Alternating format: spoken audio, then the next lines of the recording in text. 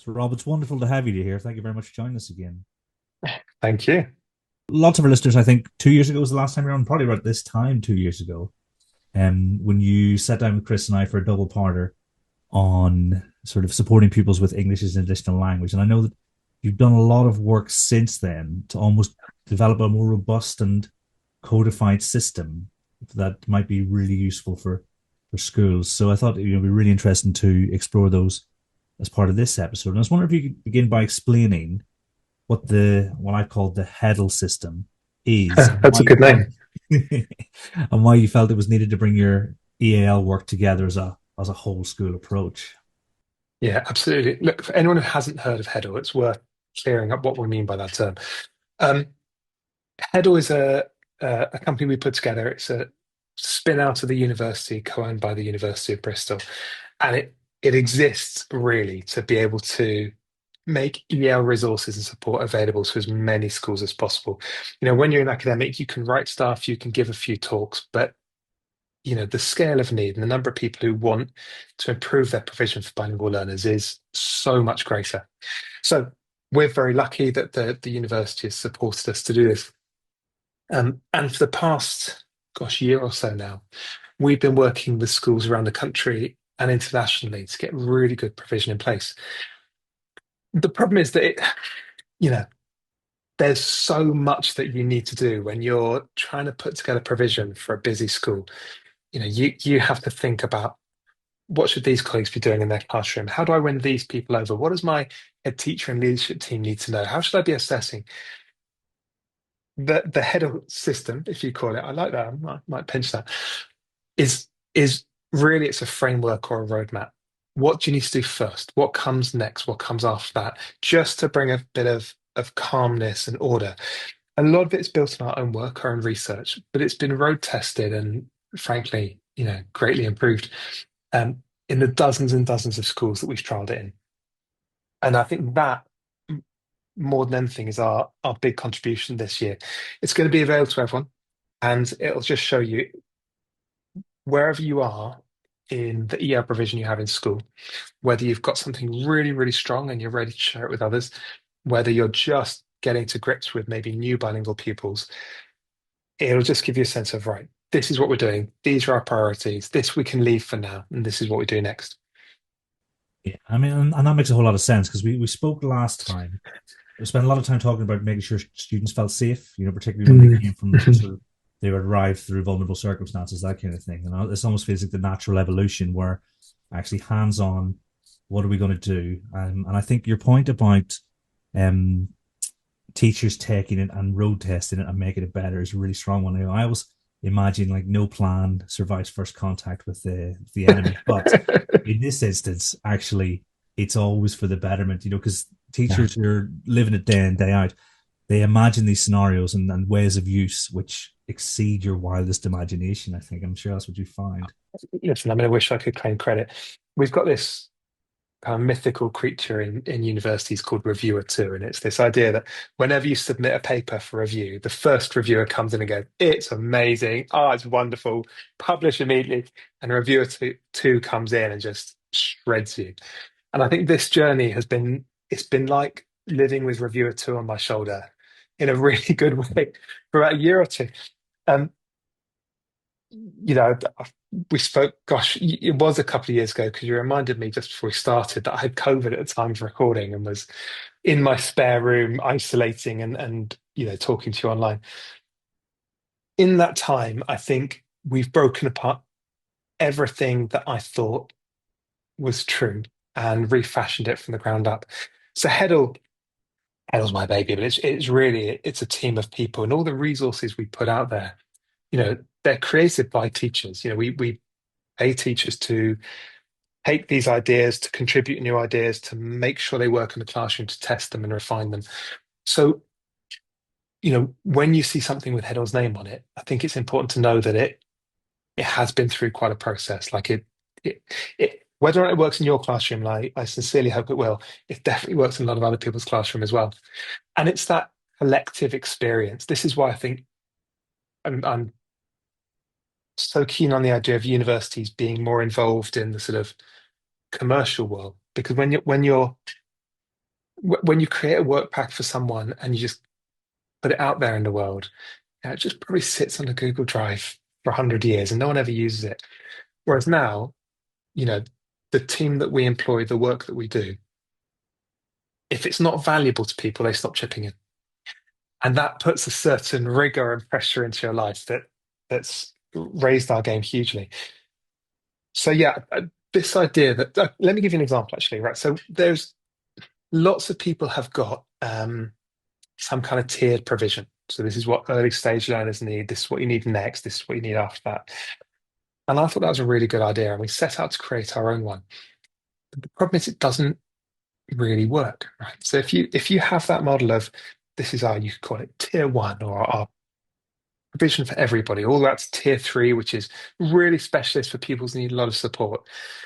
It doesn't change the fundamental fact that the EAL team are still having to do all of that work. And if you organize it in a way that only makes sense that EAL need, then no one else has space to get on board. So one of the ways in which my own thinking was really turned around was actually working with multi-academy trust leaders who looked at what we do and said, that's great, but make it make sense to other people as well. So in this Heddle system, we don't really have a title for it yet, but in this roadmap, we have a very simple kind of provision diagram. And we talk about the core provision, we talk about the enhanced provision, and then we talk about the specialist. That is to say, what should every teacher in school be confident doing? What can that teacher do to keep a child in their classroom with a bit of enhanced support? And that could be a corridor chat. It could be a little bit of an opportunity to shadow or co-plan, or maybe having a TA in the room. And then, with the best intentions, but what's not reasonable for someone to deal with in their classroom? We might be talking about pupils with really complex needs, for example. That might need specialist provision. But what we've done is we've taken it out of focusing on the pupil's needs, and we've started focusing on the teacher's needs. And that means you've got a structure there that works across the whole school that everybody can get involved in. We've stopped talking about this idea, every teacher a language teacher, and started talking about subject language being part of subject teaching. Because when we talk about every teacher a language teacher, all the EL specialists in the room say yes, and everyone else says what? Whereas if you flip it around, it means you're going to where people are, and you're framing things, you're organizing ideas in a way that makes sense to people's existing expertise. That's really, if I'm honest, without being too highfalutin about it, I think that's a sort of a culture of service to others. And that's been the thing that you just keep learning. Every time you take ideas out to other people, and it works better for them if you do it slightly differently. You sort of have to put your ego in check a little bit and think, right, how can we serve you better? So yeah, it's been a wild couple of years. It's been great fun though. Yeah, it sounds it, and the fact that to see where you are now after 2 years must be a really don't know if rewarding just yet, but really good feeling to see how things have evolved and grown over time. Because ultimately, what you're moving closer and closer to is something that's extremely useful for teachers in a really stretched system. Yeah, well, we have this kind of wonderful free community that we relaunched in September, and I think 600 schools have joined it in the last couple of months, and it's going great guns. Completely free. Um, just go to heddle-el.com. And there's a paid tier where people can chip in a little of their school and get all the resources. But you know, we priced that on being what would one day's training cost elsewhere, and we'll make the whole year for that cost. So hopefully it's very reasonable. I think if you look at where that is, that we're able to get these resources out to people um, at a reasonable scale. And you think about where we need to be, which is so that every school and every teacher is just bored with this whole concept of EAL because it's so much in their stride already that there's really not much point talking about it anymore. I think we've got something good already. It's nowhere near what we want it to be. But if every day we keep adding value to it, then I think we'll be okay. I'm really interested to see how your attempt to redefine the space in which teachers interact shapes up, because we're in a bit of a void, because it was very clear, say 5 years ago, the major conversations were taking place on Twitter, and Yeah. there were a different type of conversation taking place on Facebook, but you had your the homes of sort of informal discourse, and now you've got sporadic diaspora. If Mm. we're not going too far to describe it that way, some people are on LinkedIn, some people are on or remain on X, some people are on Blue Sky, and various places where you've got this community where you're trying to almost build a place where you can have conversations specifically about the use of about ways to support students with English as additional language. I mean, how's that going so far? Yeah, there's this risk of fragmentation, isn't there, as the kind of the social media landscape especially evolves. I think what we've tried to do with the Heddle community is create a home for people. So it's not exclusive in that way. We put a lot on LinkedIn, found it a really positive community there. Um, Try to contribute occasionally on Facebook, but if I'm honest, we're a small team funded entirely by our members. So there's a limit to how many platforms we can be in at once, and I hope that will grow. Um, so people will be in all these places, and hopefully they'll also get value from being part of Heddle. The other thing is it's not like Heddle will be the only thing you use. So people will use, and if I'm allowed to, it's not the BBC, is it? So people will have a Twinkle subscription, right? And Twinkle have got loads of great EAL content, loads of great worksheets and other things you can use. But I think we offer something slightly different. So you might, for example, have a Twinkle subscription and be part of the Heddle community. We invite other people to come and talk about their work on us. We run a monthly masterclass, and we've had consultants, we've had academics, we've had all sorts. But anyone who's doing really good work, we want to create that space because this is what we talked about 2 years ago. One of the big problems with 15 years of policy neglect of EAL, certainly in England, is it's broken apart the commons, right? We used to have spaces where we would talk about stuff. A lot of it ran through local authorities, but we don't. So at the very least, that there is a space where people are talking about EAL day in, day out, where there's resources available, where there's, you know, peer experts to support you. How we build that out then to make those boundaries more permeable. So the conversations might start on X and move on to Heddle and then finish up on LinkedIn or Facebook. It's a challenge, but I like this kind of challenge. It keeps us fresh. And that's a very positive way to interpret it. Yeah, well, Yeah. yeah. Well, we've not talked about the sort of AI elephant in the room yet, but um, that's definitely gonna encourage us to evolve again. Yeah, that might be interesting to talk about now because I was in a Sure. German restaurant last week, 2 weeks ago maybe, and rather than fight his way through the menu, a colleague of mine decided to use an app that translated the full menu for him. Yeah. Is that the kind of use of artificial intelligence that you're imagining, or something slightly different? Yeah, I think the Heddle Bistro is definitely sort of.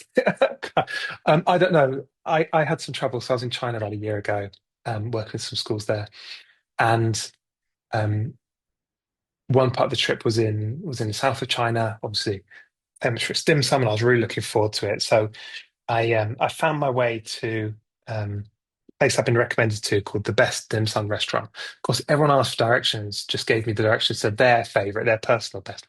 So eventually I found my way, and I used DeepL, I used the translator on my phone, used a few things to try and translate the menu. Um, I was so impressed. Take a photo and it'll tell you what it says.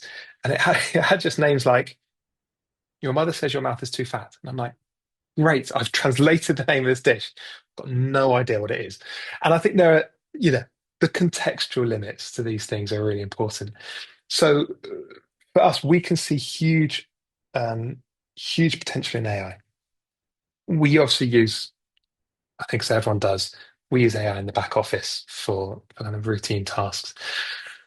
We've not unleashed AI apps on our community yet. So people may know that we're building an assessment system that will do a number of things that will accurately assess pupils for EL funding if they're in England, because that's been really underreported. And it will give you a really clear progress measure of how pupils are developing in their language. And we said to our development team, can we automatically assess speaking and writing? And they came back with these plans to do it, but it all fell foul of that quality threshold. That if we're putting something out there under the Heddle name, it's got to just work. Um, and I've not seen anything that uses AI to assess pupils that is really reliable enough. So we took a different approach for the first version of our tools. We've actually cut speaking and writing out of the assessment because you can get a really robust view of a pupil's language level based on other measures, particularly if you have what's sometimes called a use of English, so grammar, vocabulary, activities, and a bit of reading and even listening. You can get almost all the insight you need without using tools that aren't quite there yet. So we'll bring them in as they're ready. And I think AI is going to do a huge amount. And obviously, organizations like Magic School making these huge strides. But for us, it's just got to work for people. And if it's not going to work, then we can't really see it. Probably the way the whole sector should be looking at artificial intelligence. I mean, last week Neil and James sort of launched their own strand of the podcast. So on like the first Wednesday of every term, they're going to take a different idea, different element. Last week it was Alpha School, and the idea that you can have these 2 hours of education and then supplement the rest with the fun stuff, so to speak. Yeah, I listened to that. I really enjoyed that. I thought they chose their words really carefully. It was quite an exercise in diplomacy. But those other, you know, 4, 6 hours, they were talking about project-based learning, kind of leadership, oracy in large part. Um, but that's education too. I think this separation of here's where we jam in the content, and then here's where we do all the other things as being school and then enrichment. I mean, it's for the birds, isn't it? I mean, it's very reminiscent of the Southeast Asian model that I'm become familiar with. Hmm. Like for instance, in Singapore, I think they start around 7. They do the Yeah. three core subjects, and then the afternoon is for your tuition and your instrument and your sort of wider, PE and that Mm. kind of thing. So you do. I think the 3 subjects are normally English, mathematics, and your mother tongue, and Mhm. then everything else gets encompassed into your after between what around half one Interesting. in the afternoon. So it felt like that, but on obviously they've got expert teachers rather than some sort of computer system teaching the students. I mean, we've been looking at this a lot, certainly in the university sector, because essays are just being, as we all know, rinsed by ChatGPT. And if we're honest, we can't tell. So, so what do you do? And we've been looking really, really carefully about what makes the university experience, what makes it worth doing, both in the sense of, what you learn and what you can use then for a career, but also in terms of the experience and the growth that goes with it. Um, my own view is that certainly higher education, we're trying to hold really tightly to those values. Like, what are we here for? What are we about? Hold very lightly to how we do it now. Part of it is, you wouldn't trust Sam Altman with your kids' education for a second, would you? But a lot of what we do now isn't how we would like to do it. So university is a nice example to talk about because most of your listeners will not be university people, so I can avoid the risk of offending people. But like, we wouldn't sit down with a blank sheet of paper and design a lecture, for example. So if the lecture disappears in the next 10 years and something better replaces it, we could easily say that's a net gain. Um, if a very transactional, restricted view of learning comes in its place, well, that's definitely a net loss. Coming back to EAL, I think we'd see something really similar happening. There is this sense of learning a language as really grammar, vocabulary, and a set of skills. And I think we could almost go the other way. So one thing that I've been saying versions of this for about a year and a half now, and I think I've finally settled on it now withstands a reasonable amount of criticism. This idea that EAL provision is not really about language. So it sounds a bit clever at first, but our goal with EAL is for children to participate in learning and in the life of the school and the classroom. And the reason that's important is because if we say the goal of EAL is to teach pupils English, then we judge ourselves on how they're learning English. And that means to succeed, we prioritize the learning of English. But actually, you don't need that much English to get on in the classroom. And so if we say the goal is participation, that means that the non-language specialist has a big role to play, and it's much more about where they arrive than where they leave. So we can do a lot just by focusing on participation and you know hence the kind of the Heddle system that you mentioned. Um, how can we focus not on what the EL teacher can do, although that's very important, but also on what every teacher should be able to do as a pupil joins their class? That shifting, I think, makes it really effective. If you enjoy the conversations on this podcast, you'll love Hey What You Reading For, our weekly newsletter where we explore the ideas shaping education right now. Each edition brings you research, reflection, and recommendations to challenge your thinking and sharpen your practice. You can sign up for free at thinkingdeeply.info. That feeds really nicely into my next question. I mean, what do you see as the key strands or components of an effective whole school EAL provision, and how does your system help hold this or them together? So I think there's two ways of looking at it, and that's if you're working in a single school or in a group of schools. So um, if you're a teacher, leader, EL specialist in a school, the first thing I'd be looking at is what's the core expectations you have of every member of staff. So we start with our big three is if you're completely new and you've got no idea what to do with a bilingual child, we say pause, prioritize vocabulary, prioritize RSC. You can go so far just by slowing that stream of speech, giving space for pupils to think and catch up and process the language, because it's just it washes over you otherwise. Anytime we're promoting vocabulary learning, we're supporting all learners.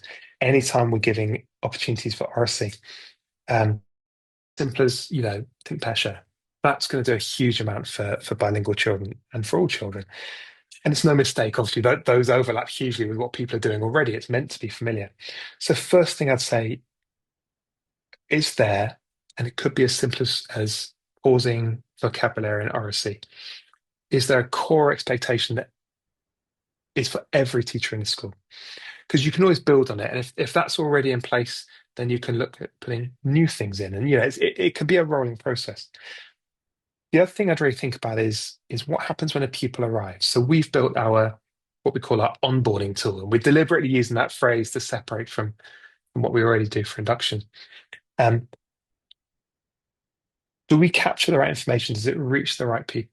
So we're going to, in January, I think it's going to come out in December, isn't it? In January, we'll be releasing our onboarding tool, simple digital questionnaire, but it will automatically, once you just take the pupil through that kind of arrival questionnaire, what language you speak at home, brothers and sisters, have been to school before, it will automatically send tailored advice to their teacher. And that means that before a pupil arrives, you know that the person whose class they're arriving in has a bit of confidence. They've got an opportunity to get to know them. They know where to begin with them. So making that arrival really good, the welcome really strong, making sure there's some good strategies in the classroom already. And then we can go from there. Assessment is a huge one.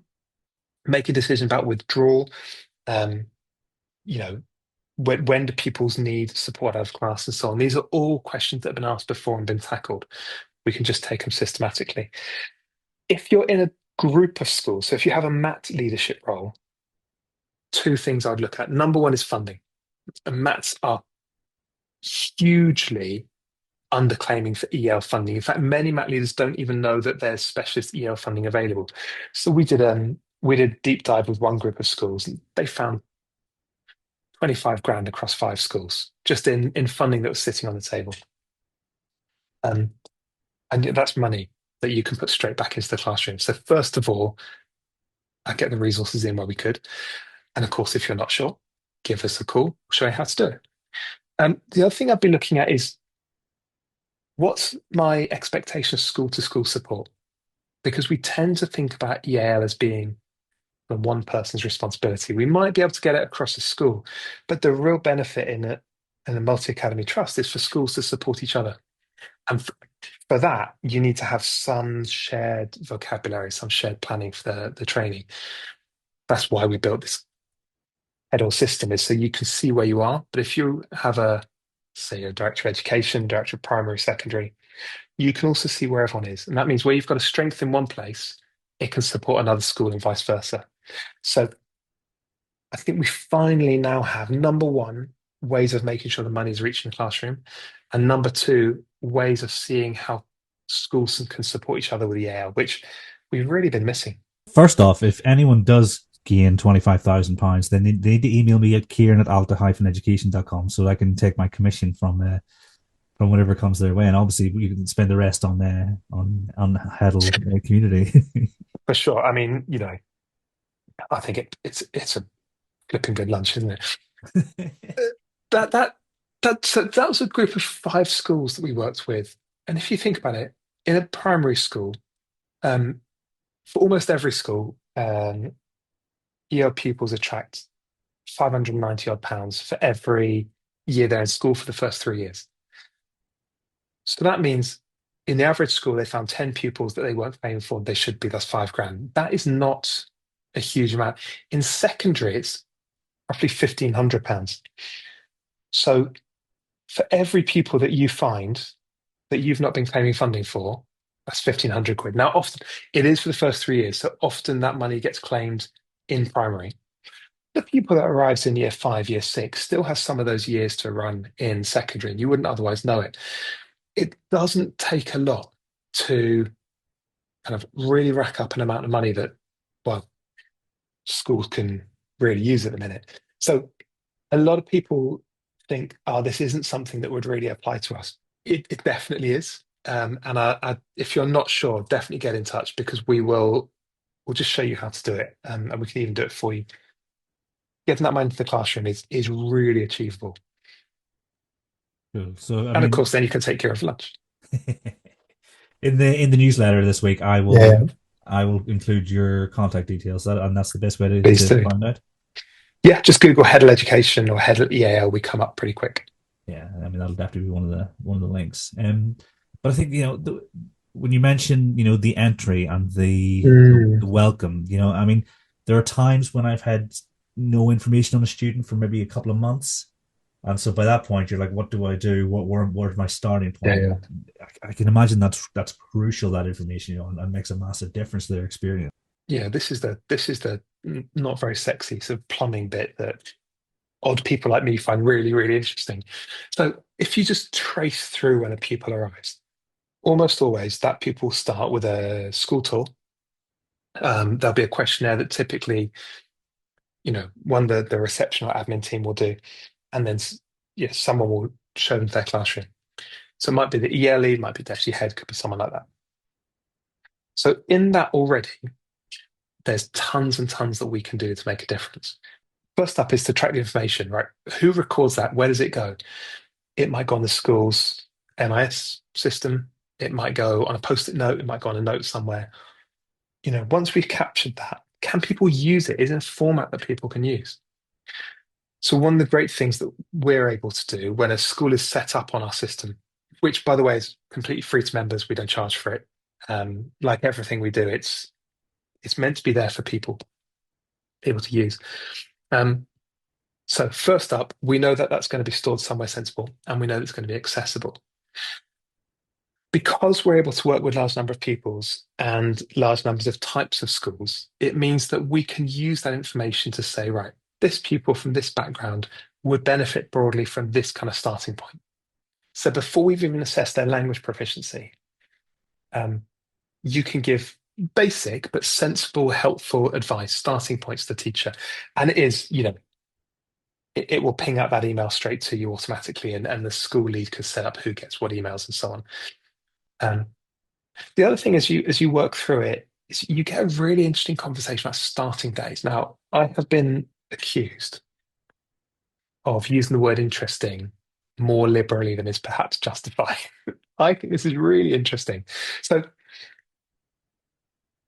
we think it's common sense that you have one day a week when pupils join the school, and 1 day a week when you did tours. So let's say we did tours on a Tuesday, and then pupils join the school on a Thursday. They've got 2 days, then they've got a break for the weekend. And for new pupils, that's really, really valuable because it's exhausting at the beginning, a new school, new language, new everything. So, you know, getting your feet wet, basically, dipping your toe in the pool, then having a break and then coming back. It's really valuable. It also means that if you know pupils are going to arrive on a Thursday, you know they're having a tour on a Tuesday, you get that sense of just a bit of predictability. Now, primary teachers tell us again and again, the thing that they want to do is have the drawer ready, have the peg labeled, have everything set out. That is part of their welcome for that child. But also I don't know, I wasn't a primary teacher, but well, you know, Kieran, it's just part of what you do, isn't it? That getting it set up for the child is important for you to be ready as well as for the child to be ready. And when pupils can arrive on any day, and then the number of people who said, "Oh yeah, I got an email at 5:30 as the child was arriving the next morning," it's so destabilizing and so unnecessary. So just that bit of regularity, already people are starting on the right foot. And then we have the pushback, because that sounds perfectly logical, right? But then we have the pushback. Well, no, we can't because. And when you engage with that, and this is what we mean by everything being really well tested in schools, there are good reasons why you wouldn't. So there are child protection concerns sometimes that you don't want a child being at home. And of course, that overrides the rules, right? So what is it George Orwell said? Break any of these rules before doing something barbarous, right? Well, sometimes, we've got to break the rules for the right reasons. Good. There are other times, mum and dad might be working and putting the child in school 2 days later rather than going straight in on Tuesday, puts those jobs at risk. You miss a couple of shifts and you don't go back. And we know that some of our newly arrived families are in very precarious situations. And then really that's a decision for the school leadership. But it's their head around, right? So instead of saying this pupil's just arriving on a random day, saying, look, if we want this pupil to arrive 2 days later, say on a Thursday, not Tuesday, someone's got to pay the cost for that. The cost for us is a bit more disruption. The cost for the parents is maybe losing their job. I want us to pay. We'll put this on our tab, right? And I think when you've got that system in place and there's a reason why you want to move away from it, that actually we're going to take this one so the family can have an easier week. Or we need this child to be in school today, so this child's going to come in. And it's bumpy for us, but we'll roll with it. It becomes really transparent for people. And I think this is, so when we talk about stuff being retested in school, this is the level of depth that we're going to. I spent 2 days working on this with a group of teachers in Birmingham. We went so deep on the first 6 hours of a child's time in school, but it makes a real difference. And I think this is where we're trying to get to with Heddle, is that in a really distilled, really clear way, it will take you through all the complexities of this in a way that feels completely effortless. That's our goal.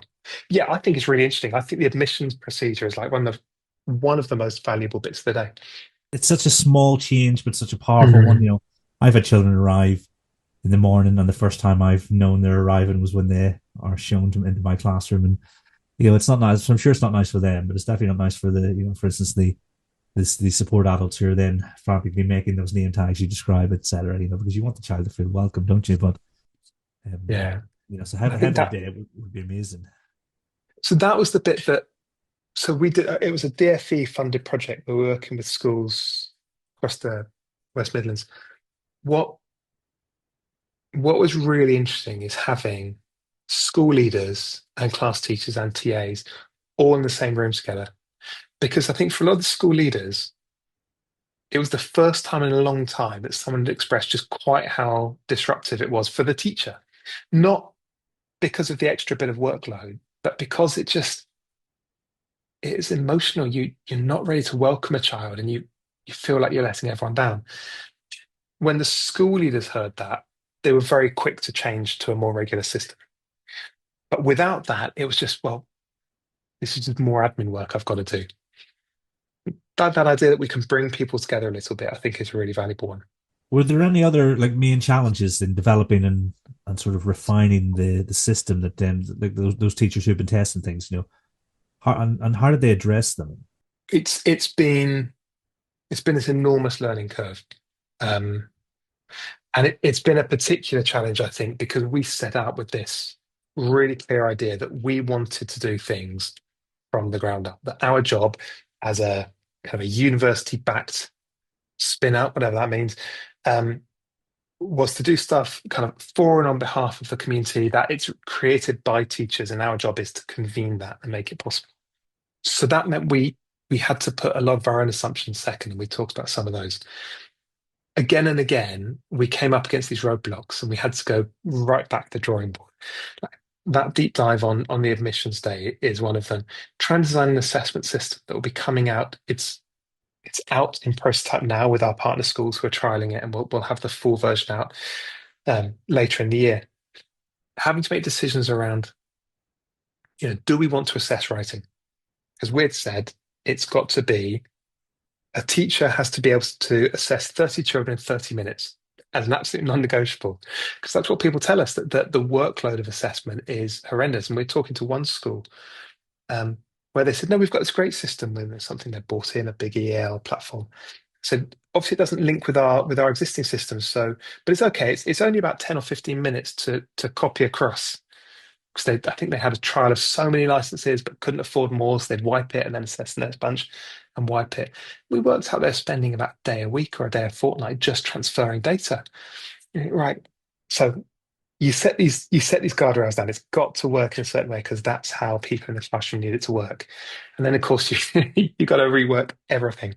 So I think trying to get the system, and when it comes out, it comes out as a couple of documents, and yeah, we might even put together a digital questionnaire. There'll be courses and resources to go with it, and then that will grow over time. So, very keen on producing something, putting it out there, learning from it, doing the next bit. I think actually making those commitments work in real life is the hardest bit, because it's so easy. It's so easy just to do what you think is right and chuck it out there. Um, but actually going from the grassroots up it's so much stronger because of it. It's so much longer, but it's so much more worthwhile. That bit about the time spent, that's the hidden cost Yeah. that some leaders don't consider whenever they're looking at the cost benefit ratio of things. Because if you imagine one reasonably priced member of staff and how much a day and a half of their time costs, and the fact that they're not using their Yeah. expertise in a different area of school life, it gets to almost the immeasurable sort of point after a while, doesn't it? When does that cost actually get paid? And I think that cost often gets paid in, you know, missed family dinners, in you know, Sunday night spent catching up on things, and emails at Lord knows what time in the morning. Um, and then really, I think the kind of the system level implication of this, it's the recruitment and retention, isn't it? It is. Universities do it. We spend people's time cheaply because it's already paid for. Um, and I would hope that if our work does anything, yes, our goal is to help schools, and we're not doing the work, we're not in the classroom every day, to help schools really change things for bilingual children. So it just feels boring and easy. Um, I someone gave me some, like, a great phrase when I when I was doing research in schools, and someone says, you're doing well when you're about as interesting as the table, and you're literally like just part of the furniture, and then you properly, you know, got to know the kids a little bit. Um, when Heddle is about as interesting as the table, then we'll be succeeding. When bilingual children are just part of what we do, and it's something everyone takes in their stride, um, then we'll be succeeding. But along the way, if we can take that stress on ourselves and lighten the load a little bit, that's worth doing. A you've ever wished for a maths curriculum that truly made sense from one lesson to the next, one that connected ideas, built teacher confidence, and gave students a deep understanding of number, the story of mathematics might be exactly what you've been looking for. It's designed by classroom teachers, drawing on years of research into representation, reasoning, mathematical understanding, and it places professional development at the heart of the curriculum. Now, it's already being used in schools in the UK and around the world to transform mathematics teaching. You can take a short tour or learn more at alta-education.com/TSOM-overview. Are there any signs of impact that you're starting to see in those schools that have been using this for perhaps through some of your longest trialists or your longest users? Yeah, absolutely. So we've been running in some version of it for about a year now, but really as a trial, we kicked it off in earnest this September. And I think one of the things that we really see is the messages we get from people. And I think one of the ones I'm most proud of is someone who just sent us an email and said, really appreciate what you're doing. I finally found a place I can call home. I've been an EAL teacher for a long time. Finally found a place I can call home. That was really moving, actually. We get lots and lots of messages to say, we really like that you are working on this, that you're tackling it. One of the really interesting measures we're doing is around access to higher education. So we know that bilingual children will achieve very, very highly with the right support. So how do we tackle that? So we've been using the Heddle resources and getting them into secondary schools in partnership with universities to measure whether they're more likely to go on to higher education or other kinds of vocational learning. Now, that's come with a huge amount of monitoring and impact evaluation. We'll have more to say on that soon. But the early signs are that by making attention to language more explicit, it's helping to raise children's access to examinations and then later their examination scores kind of moderate substantially. That's a bit, I've got to be more American about these things. Yeah, the early signs are it's making a huge difference. Moderately substantially. That's such an academic phrase, isn't it? That's the thing. I mean, I don't know how American listeners are going to take that, but I do know what you mean. There's almost like a very much a culture of being really clear about the perceived impact. Yeah.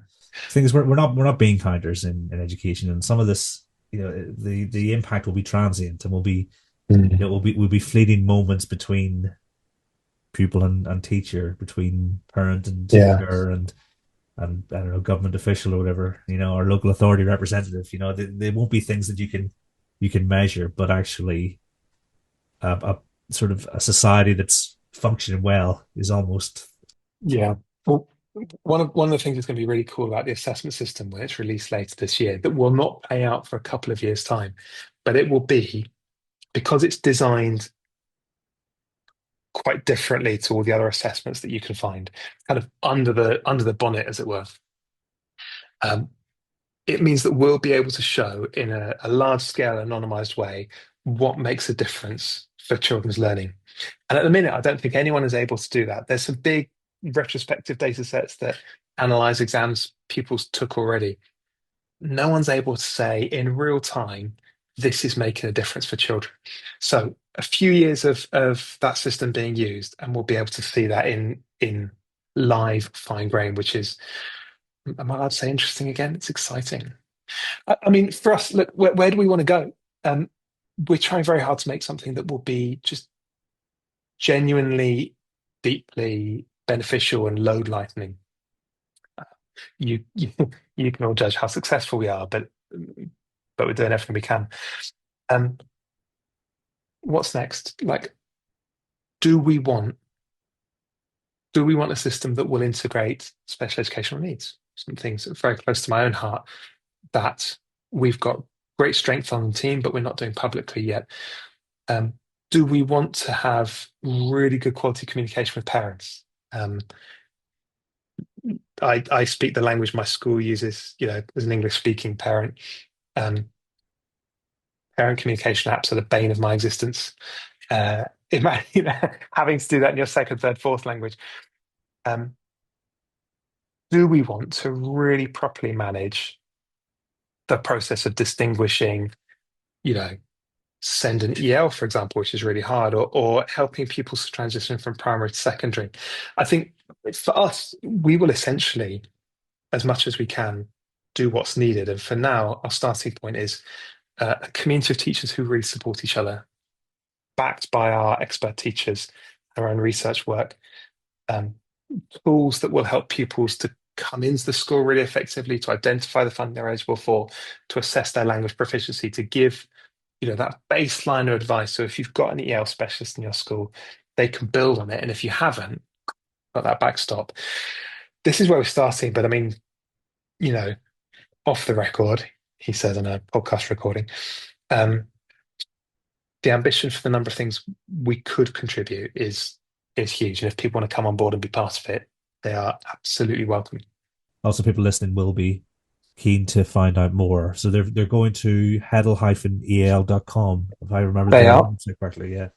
Or, if anyone does want to join as a member, if they use the code TDAPI20, they'll get a 20% discount off membership. Or I think we've got a code heddle.link/TDAPI, and that'll give you everything as well. But any of those will get you in, and I'm sure you'll put it all in your email. Listen, I know you don't really do advertising on your podcast and on things like that, most about it. So I really appreciate the opportunity to come and talk about what we're doing. It's all work in progress. I hope people will like what they find. Just to say, we take constructive criticism really well, requests, suggestions, etc. And if anyone wants to get in touch with me directly, it's just rob@heddle-education.com. Drop me a line. We would absolutely love to hear what you're struggling with, what we could help you with, what we could do better. Come from a really sincere place of trying to do something valuable. So all ideas, critiques, suggestions are really welcome. Oh, it's our pleasure. I think, having been somebody who's been listening to podcasts since the early thousands, probably patient zero kind of situation, I understand the parasocial relationship that podcast hosts have with their listeners and things. And so, I do act as gatekeeper, because I do think there are a lot of things in education that are either a waste of money, or B, very, very expensive wastes of time. And sometimes too, you will have a net negative impact on the outcomes for pupils. And so creating this space where, there may be a cost to it, but actually this is something I would have in my own school, or people I know will have in their schools, and I've seen lots of people online talk about the impact of your books since listening to the last podcast and stuff like that there, and so, anything I can do to make that space to sort of guide people towards things that I think will be beneficial to them, and having only ever really worked in areas of both high socioeconomic deprivation, but also high levels of English as additional language, being based in Kent and our proximity to the coast, etc. I think it's always for my mind. I think the work you do is fantastic. So, I don't see it as an advertisement. I see it as a shepherding people towards the places where they can actually make a difference. And so that's basically what the last 5 years or so have been, is trying to hear the things that I think are really good. So I appreciate the fact that you've acknowledged that, because what I don't like are the podcasts that, when they get really successful, the first 5 minutes are just advertisements, and they're advertising for the same nonsense things, like what's the shaving people, I can't remember what it's called, and there's Better Help are always in there. Better Help, it's the same ones. I think that's when I've given up, is when Better Help are being advertised on this. I had a birthday quite recently, and something about the algorithm, all I'm getting for is your back aching? Are you burnt out? I'm getting a lot of Better Help adverts at the moment, and I'm sure they do fantastic work. But you're right. You love those podcasts where people say, I'm here for the community. I'm here for the community. I'm here for the community. Oh, now I'm here for the money. Respect very much that you don't do that. Yeah, I mean, as much as I'd love to, but no, we're here for a higher purpose. I think, if it's not too, well, grandiose is probably the word, but Chris would describe it in a different way. Yeah, well, we all need Chris to stop us getting pompous. Exactly. If nothing else, it's been an absolute pleasure. I'm trying to make sure it's not another 2 years between now and the next time we chat.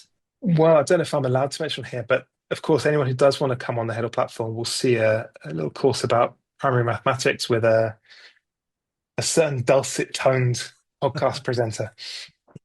Yeah, I mean that was a lot of fun to do. Nerve wracking, but I think your production team did a fantastic job of making that seamless, as far as I can Yeah, tell. no, yeah. Well, you know, listeners, he looks fantastic on the video, and it's entirely the videographer's credit. In real life, Kieran was a nightmare, like the diva as well. But no, it comes across really well in the end, and all credit to you.